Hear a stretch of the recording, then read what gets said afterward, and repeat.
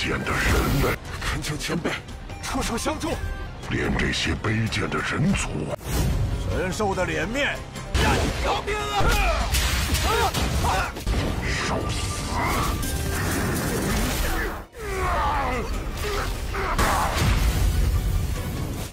本宗主放过烈火圣域，我们鸿蒙神界的鸿蒙之心，谭服。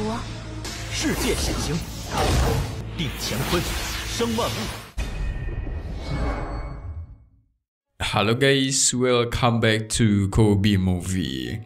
Mimin, ada pengumuman penting nih. Kalian dengar baik-baik ya. Pasti kalian semua bakalan kaget dan shock ketika mendengar berita ini. Hehe. Jadi guys, setelah Mimin cari-cari informasi soal Tonghua Ni Tian Zhezhun, kira-kira nambah episode atau tidak, yang ternyata secara diam-diam pembuatnya itu menambahkan episode. Wow. Nambahin berapa banyak Min? Nah, ini yang bakal bikin kita semua kaget. Pembuat Ni Tian Zhezhun menambahkan sebanyak total 100 episode guys. Gila nggak tuh? Banyak bener. Jadi harusnya tamat di episode 380, sekarang tamatnya itu jadi di episode 480. Buset, itu mah beberapa bulan lagi ya guys. Kayaknya malah di tahun 2026 baru tamat nih Tonghua nih. Kaget kalian kan? Kaget pasti. Yang kemarin kalian udah doa-doa atau komen doa di konten yang sebelumnya. Sepertinya kalian dikabulkan ya guys. Mantap. Berarti kemungkinan kita bisa melihat sampai Dewa Pak Boy ini naik ke alam dewa untuk balas dendam nih. Sebutnya sih dunia abadi guys. Disitulah para dewa tinggal. Oke, di part 353 Ni Tian Zhezhun hari ini, kita semua bakal melihat Dewa Pak Boy melawan sosok muka besar yang merupakan inti hati bumi. Kuat sekali. Nanti dewa kita akan mengadunya melawan api Hongmeng. Sehingga api terkuat di bumi melawan api dewa. Manakah yang lebih mantap ya guys? So, tidak perlu basa-basi lagi, langsung saja kita masuk ke intro ya guys. Hehehe.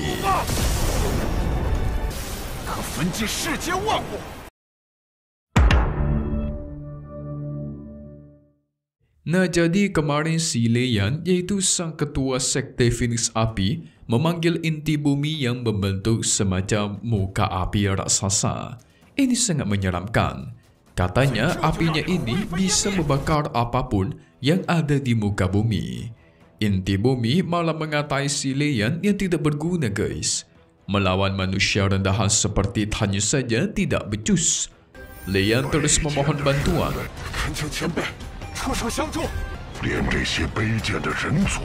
Inti bumi pun langsung melancarkan serangan yang begitu dahsyat. Benar saja, bahkan gunung pun dia bakar habis. Dewa Pak Boy bertahan dengan energi Hongmeng yang dikombokan dengan petir hijau. Itu berhasil menghentikan serangan dari inti bumi. Dia bingung guys. Kok bisa manusia rendahan menahan seranganku? Ini bagaimana mungkin? Cuman api kecil saja tidak akan berguna di hadapanku, balas Dewa Pak Boy.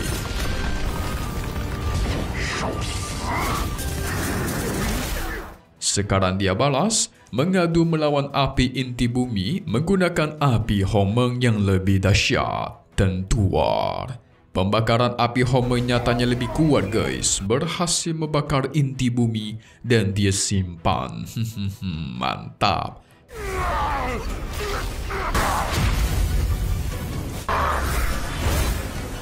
Leiannya berusaha kabur ketakutan, tapi dia dijegat oleh kera iblis. Kera iblis menyerang dirinya secara bertubi-tubi tanpa henti, mementalkan dia cukup jauh. Belum selesai diserang lagi sampai benar-benar si Leian tidak mampu mempertahankan wujud burung Phoenixnya guys. Nah lo, dengan ini dia kalah telak.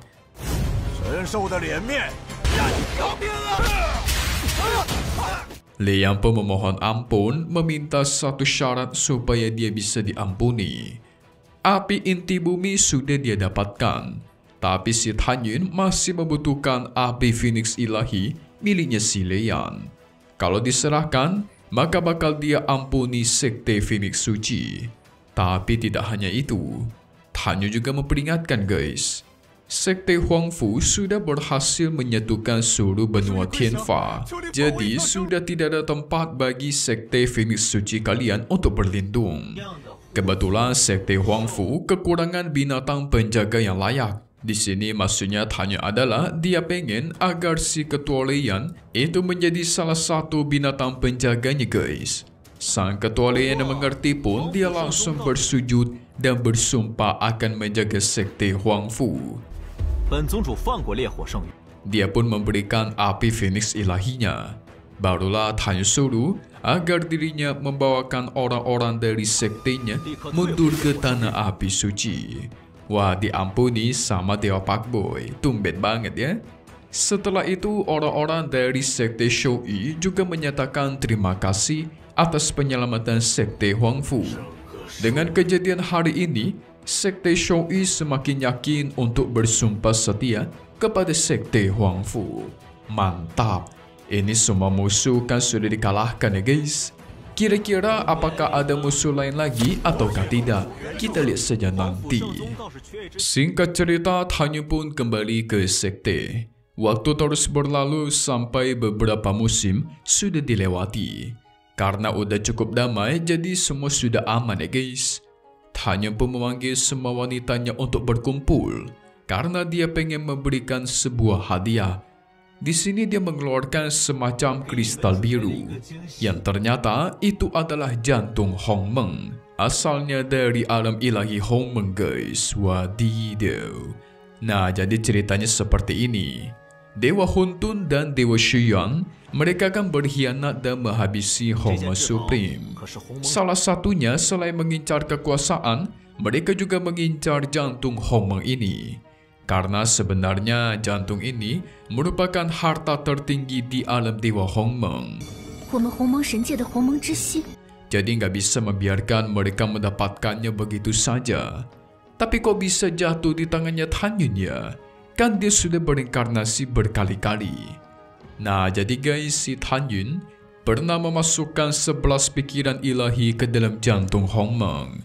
Itulah yang membuat jantung Hongmeng bisa datang sendiri ke benua Tianfa untuk mencari reinkarnasinya. Jadi kayak ibaratkan ditanam pikiran buat mencari reinkarnasinya gitu guys. Tapi untuk fungsi dari jantung Hongmeng ini sebenarnya ada banyak. Untuk sekarang belum bisa Tan Yun jelaskan. Tapi yang pasti benda ini harta yang sangat penting. Dia pun membawa semua wanitanya ke dalam jantung Hongmeng. Di dalam jantung Hongmeng, kelihatan langitnya seperti mendung gitu ya guys. Segera Tan Yun merapalkan mantra Hongmengnya dan keluar. Muncullah sebuah mansion besar di hadapan mereka.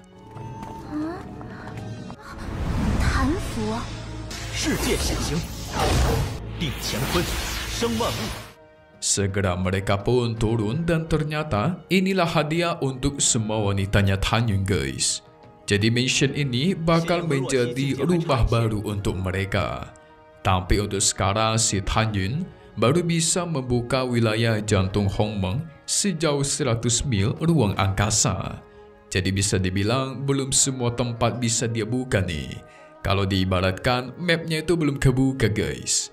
Harus menaikkan ranahnya dulu baru bisa memperluas wilayah. Tempat ini bakal mereka gunakan untuk mengasingkan diri secara aman. Nah, si Tan Yun memiliki rencana setelah ini dia bakalan naik ke dunia abadi, di mana dunia abadi adalah dunia tempat para dewa berada. Sin Indah Rossi ranahnya karena masih terlalu rendah, mereka harus tetap tinggal di sini dan belum boleh ikut. Nah, mereka harus memperkuat diri dulu guys, nanti baru Tan Yun jemput. Tapi sebelum naik ke dunia abadi, Sesuping pengen memberikan penghormatan terakhir kepada kedua orang tuanya. Sehingga Tan Yun pun pergi untuk menemani dirinya. Singkat cerita, mereka berdua di atas kapal. Tan Yun pengen tahu apa yang pengen Suping katakan. Sepertinya dia memiliki banyak pikiran. Jadi di kehidupannya Suping yang sebelumnya alias pas dia masih jadi dewa atau istrinya Hongmeng Supreme, ayahnya itu pernah berkata guys, jantung Hongmeng, jantung Huntun, dan jantung Shiyuan. Ketiga harta ini adalah harta paling besar di seluruh alam semesta. Dan ketiga jantung inilah yang menjadi pondasi dari tiga alam Dewa Agung. Ketiga harta ini digunakan untuk menyatukan langit dan bumi supaya alam semesta tidak hancur dan hidup dengan damai. Nah, ketiga harta langka ini harus digabungkan guys. Digabungkan dan digunakan. Tapi catatan pentingnya adalah pemilik dari jantung ini harus membayar dengan nyawanya, yang berarti si Tan Yun harus mengorbankan dirinya demi kedamaian dunia. Tapi Tan Yun tenangkan, dia tidak akan mati. Percaya saja kepada dia. Su Ping juga berjanji, apapun yang terjadi kepada Tan Yun di masa depan, dia bakal menemaninya guys. Walaupun itu adalah kematian. 将会付出性命，方能巩固诸天万界，必是三大神界的根基。 Wah, ini istri setia sekali ya. Dapat dari mana istri kayak gini? Singkat cerita, Tan Yun yang mengasingkan diri di pagoda. Dia mendapatkan laporan dari Xuan Kui kalau Ying Ying sudah memimpin pasukan untuk menuju ke kemenangan. Tan Yun segera memanggil Ying Ying untuk datang ke aula sekte.